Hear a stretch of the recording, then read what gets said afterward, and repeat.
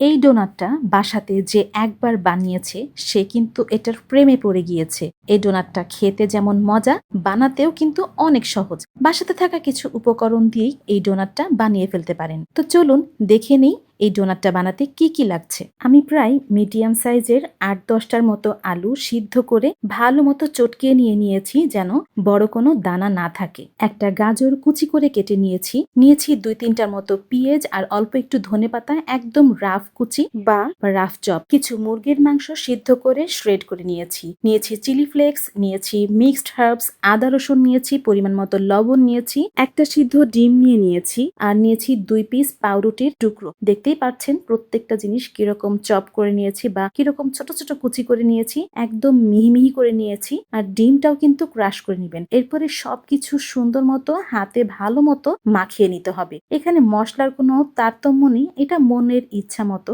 আপনার কাছে যদি মিক্সড হার্বস না থাকে তাও হবে, বাসাতে যা যা উপকরণ থাকে তা দিয়ে করলেও হয়। এখানে আমি একটা ব্যাটার তৈরি করব, সেজন্য নিয়েছি ময়দা বা আটা অল্প পরিমাণ আর নিয়েছি লবণ। সেটাকে একটু পানি দিয়ে গুলিয়ে নিব। এই পানিটা একদম রুম টেম্পারেচার। এই পানিটা দিয়ে ভালো মতো গুলিয়ে নিব যেন কোনো লাম্পস না থাকে। এই আটাটা পরে কি কাজে লাগবে সেটা পরে দেখবেন। এখন চলুন চপটা বানানোর জন্য যে মিশ্রণটা বা খামিরটা তো রেডি, এটা কিভাবে ডোনাটে পরিণত করছি বা কি সুন্দর করে বানিয়ে নিচ্ছি। আমি তো এটা শুরু করছিলাম, কোথা থেকে আমার মেয়ে উড়ে এসে ব্যাস আমার সঙ্গে হেল্প করা শুরু করে দিল।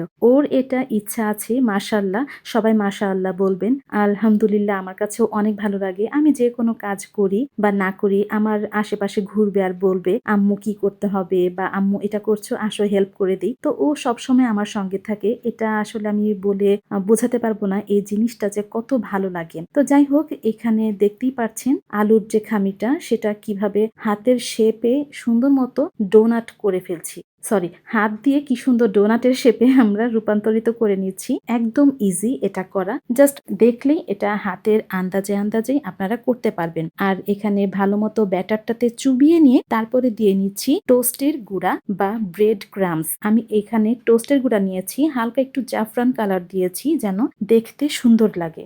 যারা নতুন তারা কিন্তু একদমই ভয় পাবেন না, এটা করা একদমই কঠিন কোনো কিছু না। হাত বা আপনার চোখের আন্দাজ অনুযায়ী আপনি সুন্দর মতো একটা শেপ করে নিতে পারেন। এই ডোনাটের শেপ যদি দিতে না চান ভালো কথা, আপনি অন্য শেপেও দিতে পারেন। এটা আসলে যার যার ইচ্ছা। তো এখানে যখন ব্যাটারটাতে চুবিয়ে আমরা ক্রাম্পসে ডুবিয়ে নিচ্ছি, এই ক্রাম্পসটা ভালো মতো চেপে যেন লাগানো হয় এই বিষয়টা খেয়াল রাখতে হবে, তাহলে তেলে ভাজার সময় ক্রাম্পস গুলো খুলে যাবে না। তো হাতের চাপ দিয়ে ভালো মতো এগুলো মাখিয়ে রেখে আমি এগুলো রেখে দিব একদম ফ্রোজেন করার জন্য।